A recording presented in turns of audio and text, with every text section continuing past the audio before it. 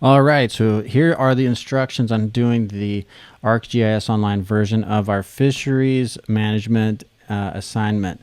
All right, so this is for part one. This is the end point of part one. You've got a web map and you've got two layers here, ports impact, which are total fisherman days, and then you've got another layer of total quantity of fish that are caught and brought in to these ports. Okay, so how do you get to this place where you have your web map that's done? Okay, the first thing that you've got to do is to download the files from Canvas and then get these files into your ArcGIS Online account. So you're going to be going into Canvas and you see these 4 files here. So just download them to your computer and then upload them into your ArcGIS Online content page. Please be careful that some of these are zip files, and do not unzip or do not uncompress these files. This is actually shape files, and for ArcGIS Online to process a shape file, it has to just be a zip folder. So you're going to download, for example, this NEC GC304.zip. You're going to download that. Don't extract it, just have it as that zip folder, and you're going to add that into ArcGIS Online along with these other 4 layers. Okay, so download those. You log in to ArcGIS Online, and then you get into your content page, and then when you get to content, you click on here to add item, and you're going to add the item from your computer, and that's where you browse and find those 4 layers. And you have to do them separately. You cannot do all of them at the same time. You do them separately. Add a title here. I would just suggest using the same title that's in the file name, and then of course you've got to add your tag here for each thing, and I would suggest just using a tag called Fisheries for everything in this project. That's going to be the easiest thing to do. And then you click add. Okay, so for these items, it's probably going to ask you to, if you want to add this as a hosted layer, you can go ahead and check that if you want. Actually, please just go ahead and check add this as a hosted layer.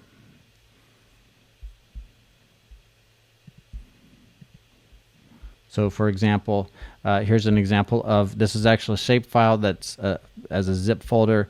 It's going to recognize it as a shape file and publish this as a hosted feature layer. Just, you go ahead and use and save and keep that checked.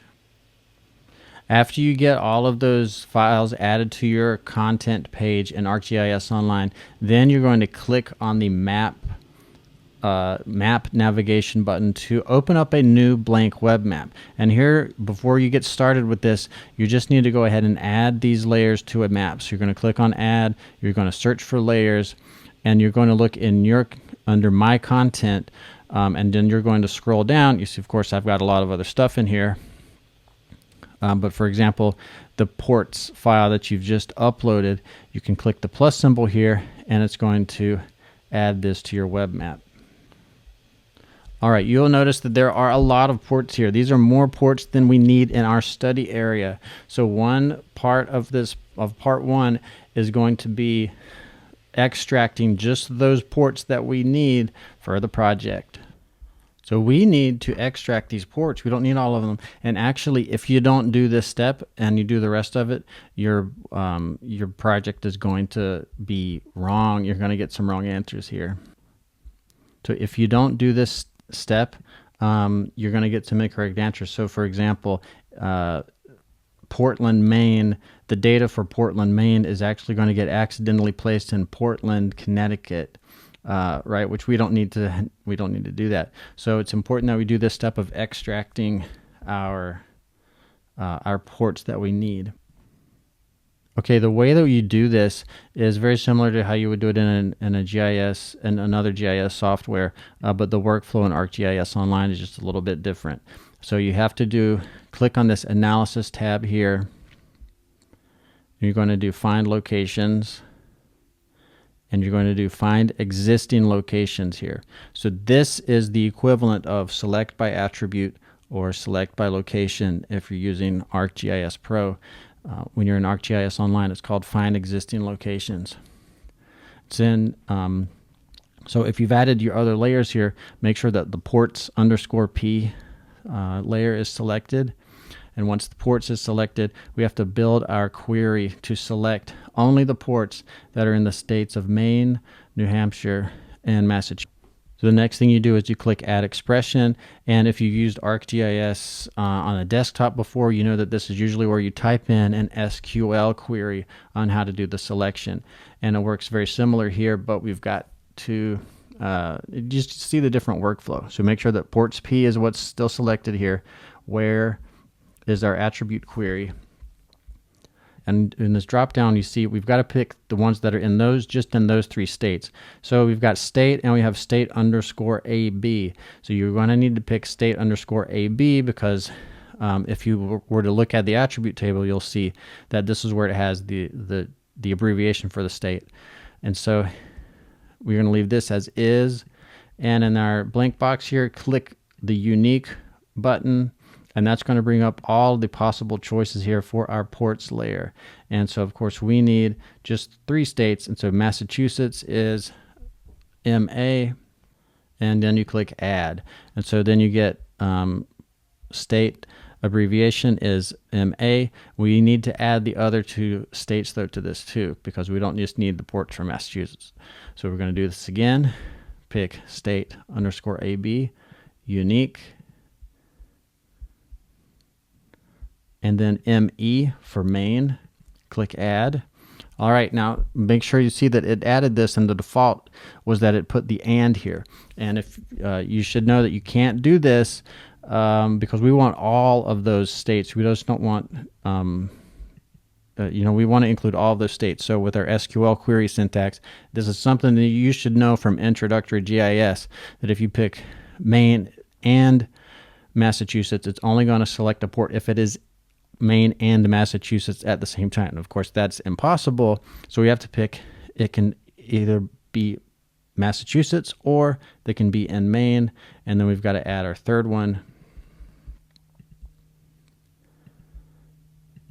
And that's going to be New Hampshire. We click Add, and the default is and. We've got to just click on it, left click, and it's going to change it to or. So make sure that this is what your query looks like. Otherwise, you're not going to get the right ports that are selected. So we're looking for ports where the state is Massachusetts, or where the state is Maine, or where the state is New Hampshire. After that, you've got to type in a new layer name and type in ports Gulf of Maine, because these are the states that border the Gulf of Maine, and that's what we're actually using for our study area here. Then after that, click Run Analysis, and you're going to get the export. One thing that you want to do is to uncheck that Current Map Extent button. Leave that unchecked so that it actually selects all of the ports that you need. If you leave that box checked, then something that might happen is it might only select some of the ports that you need. So for example, if you were zoomed in a lot, it's only going to choose those ports that are within your map window. Whereas you can see that on this case, here's an example where I did it the wrong way, and it didn't select all of the ports in Maine. And then I redid it where I unchecked that box, and it selected all of those ports in Maine. Okay, so make sure you do it the right way. And you can see that we've got all of our other ports, Rhode Island, Connecticut, New York, New Jersey, and so on. They're still there in the other layer. So what you can do is you can just remove that layer. So you can just click on the 3 dots here, and there's an option to remove. And you can just remove the layer. That does not delete it from your account. It just takes it off of the map. All right. After that, we have some symbology options that you can adjust once you're ready to start finalizing your map. All right, next we're ready to map some data. And so the data that you need is in a table called Port Summaries. And this is actually just a spreadsheet that you just uploaded. So you have to add that spreadsheet, Port Summaries. And if you show table by left clicking here, then we can look at what's actually in this table here. And it's got the name of each port, Woods Hole, Plymouth, Hampton, Scituate, etc. And then we've got some fields here. So sum underscore total Q, that means the total number of fish, or the total quantity, I should say, the total quantity of fish that is caught at different ports over the course of that year's data set. And then the last field, or the last attribute here, is sum underscore fish underscore D. That is the total fisherman days that went. Those are the total fisherman days for each port. So this number 909 that you see here in the example, that is the total number of crew on each trip times the number of days of each trip, and this tallied up for every trip for every boat that left that port over that year. So it's a number that indicates the amount of work that community put into it. So there's 909 fisherman days for this particular port, whereas there's another port with 79. So we can compare. Larger numbers mean that community put in a lot more work in terms of the number of people and the amount of time into the fishing for the year. So this is the data that we need, but this is a table, and we cannot map this table, so we have to join it to a layer. So to do that, we're going to go to the Analysis tab. We're going to summarize data, and you're going to click Join Features. All right, so here's where we have to put in our parameters for this. So we've got to have our ports for the Gulf, of Maine layer. So this is not the original ports layer that you used. This is the new ports layer where you extracted just the ones from those 3 states. So that's our target layer, because that's what we're going to be bringing in this information into. The layer that you're using to join is the port summaries table, and you're going to choose fields to match. So we have to find the right target field and the right join field. So this is where you've got to. We're joining this based on the name of the port. So, for example, Woods Hole in our port summaries needs to be matched up with Woods Hole in our ports layer. In this case, you're going to use port name, not port code, because that's a number, but you need to have port name so that it can match up with the name of the port in our data table. And so that's under P port. So you're going to join port name with P port. Leave these other options the same for now. And then you're going to add a result layer name.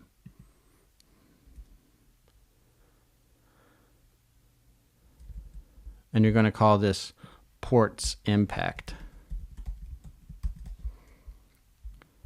All right, again, you're going to uncheck that current map extent just in case you're zoomed in and too far or not showing everything, because we want to make sure that we include all of the data in this calculation. And then you click Run Analysis. So once that happens, you're going to see your name here, ports impact. Mine looks a little bit different than yours. And so we've got to symbolize this so that we can see the differences between different communities. So we have got to go into the symbology. So you do that in ArcGIS Online by clicking on this icon here with the different shapes, the triangle, circle, and the square, and it says Change Style. So you click on this Change Style, and we've got to decide which attribute to show. So first, let's indicate the number, the total quantity of fish. So we're going to display sum total Q. And we want to adjust this a little bit by going into our options here. So we see that it's not graduate, and we should classify this data. So click the box to classify the data. You're going to use natural breaks, and then click OK. And then once you do that, you can click Done. And then if you click on the name here of the layer, you'll see that it displays the name of the attribute, sum underscore total Q. And when we get to our final map, that's going to look a little bit confusing. And so we need to change the display name of this so that it's just more professional looking. And you do that by configuring the pop-up. So click on more options. You're going to go down here to configure pop-up, and you're going to click configure attributes. Okay, so you scroll down here and we see that we've got our total Q and our some fish D, and we're going to edit this. Just click on top of it and you can change our display name. And it's okay to just leave it as total quantity of fish, and you click on this and we're going to change this to total fisherman days. Click OK, and you click OK again. And if you just click on the name of the layer, you'll see that this is now changed to total quantity of fish. Now we need to also display the total fisherman days by port, and so we need to make a copy of this layer. So you're going to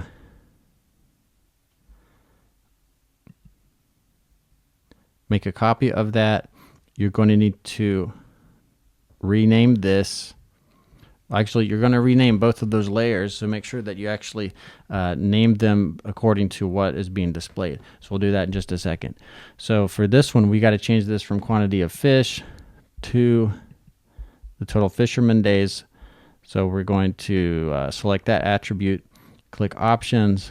Again, let's classify the data. Click that box, leave it as natural breaks method, and let's change the color so that it's not confusing.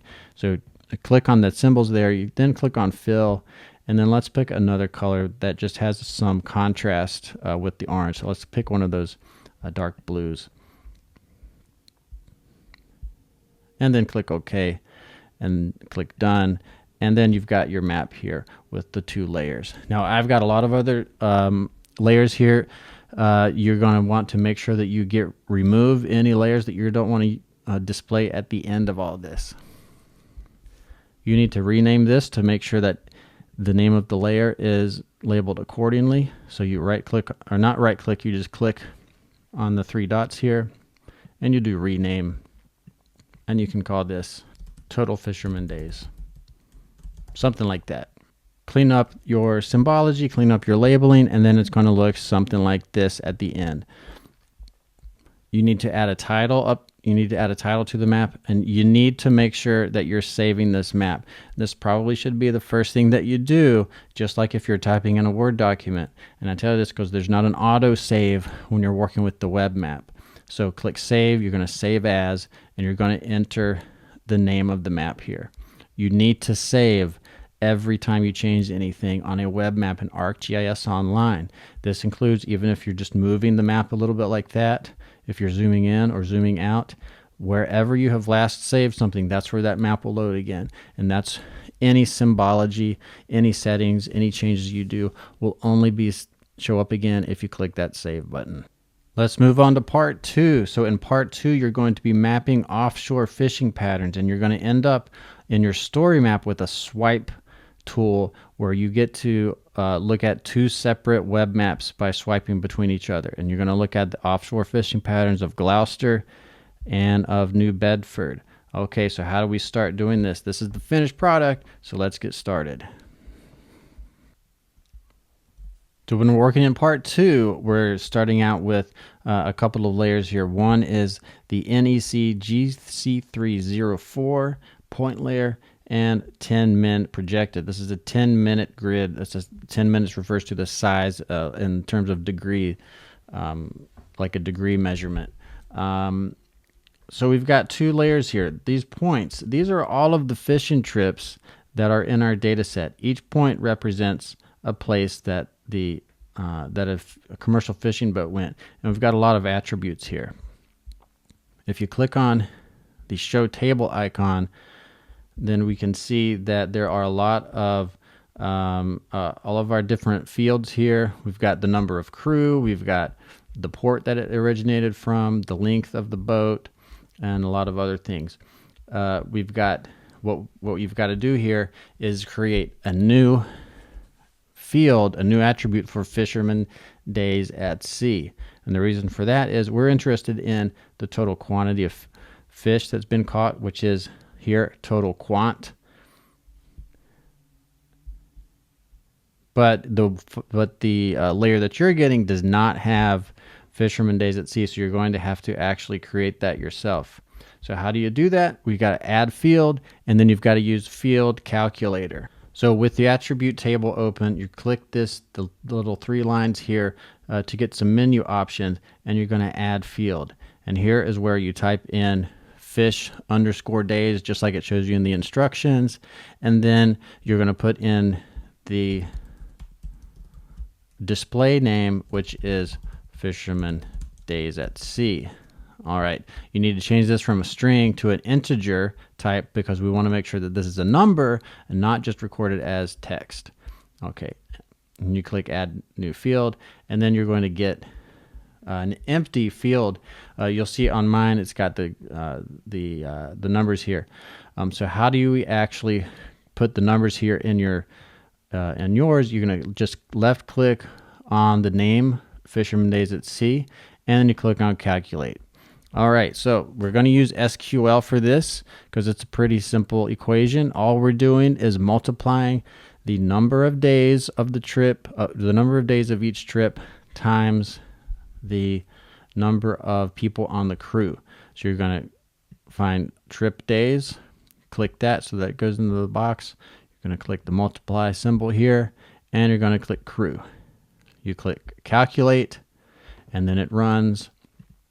And then that's when you get your number of fisherman days at sea for that trip. Okay, so that's, for example, here you see 2. That's 2 fisherman days that were on that trip.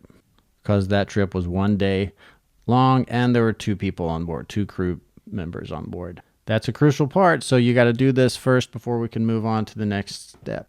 All right, the next part of this is to do a spatial join where we join the information or the data that's in each one of these points and join that to that grid.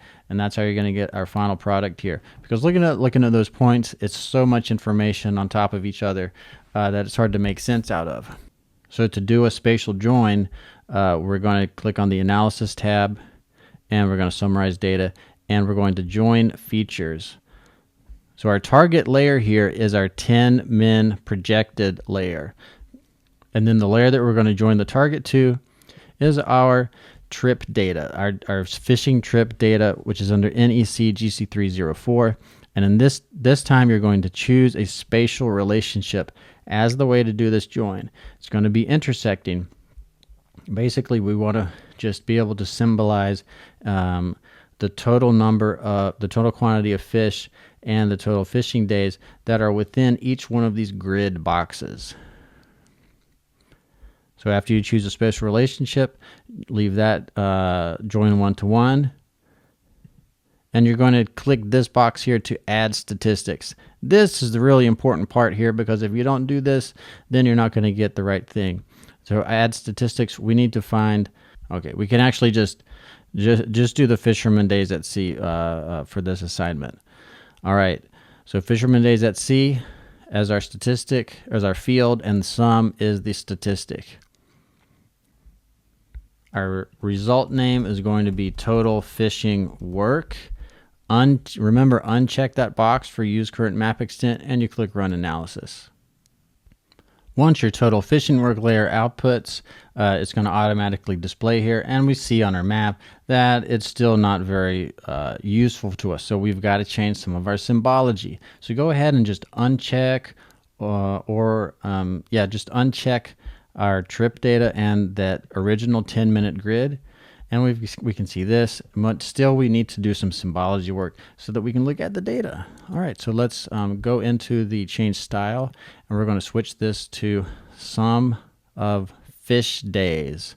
All right, this is our total for fishing days or fisherman days, and then we can look here, and it's going to do some automatic symbology for us. Again, let's classify the data, leave it as natural breaks, and we click OK.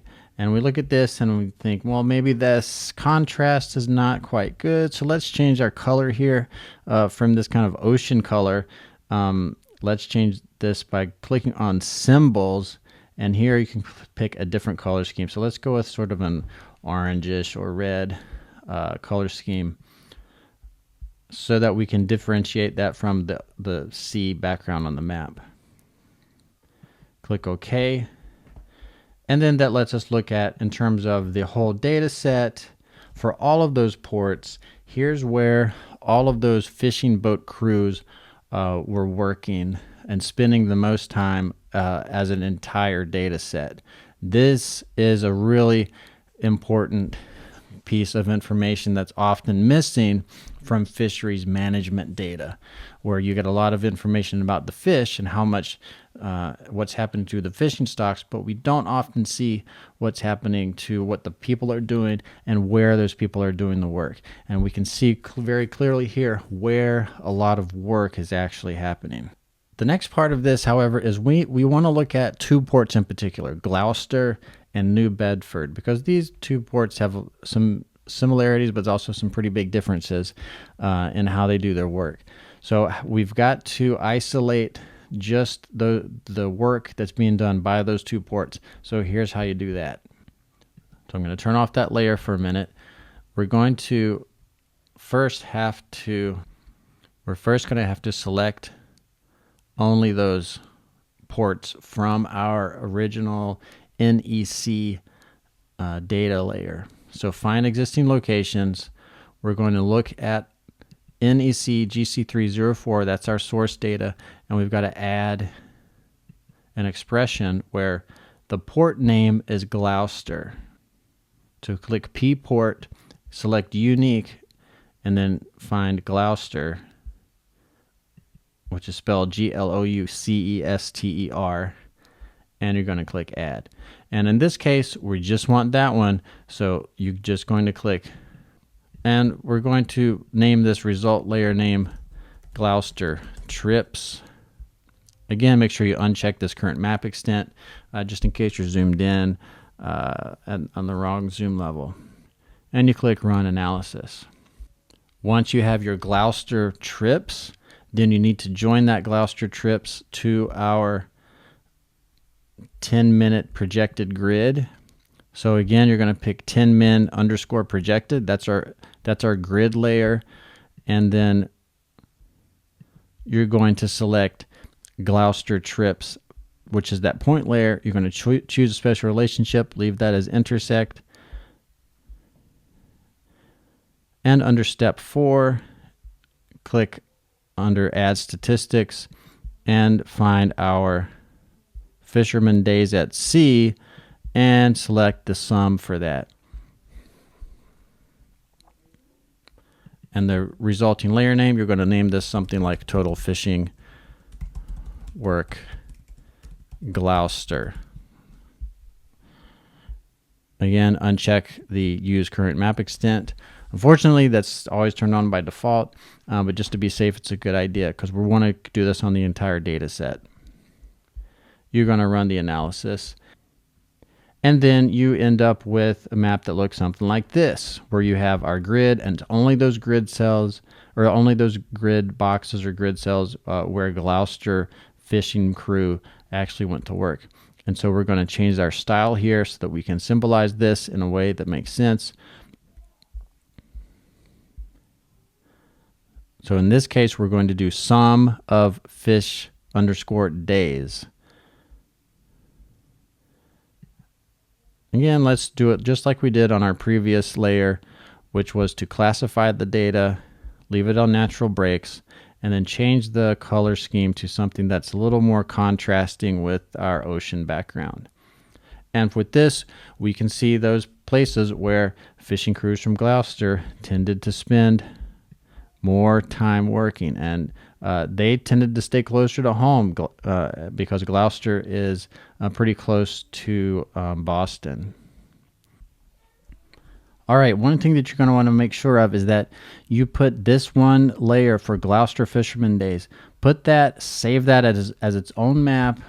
You probably just want to call it something like Gloucester Fisherman Days at Sea, or Total Fishing Work Gloucester, something like that. Because in order for that swipe tool to work on your story map, this needs to be in its own web map. So you're going to save it as its own map, and then continue with the rest of the assignment. When you get to doing the second part, of our, or not the second part, but the next part for New Bedford, you're going to follow those same steps.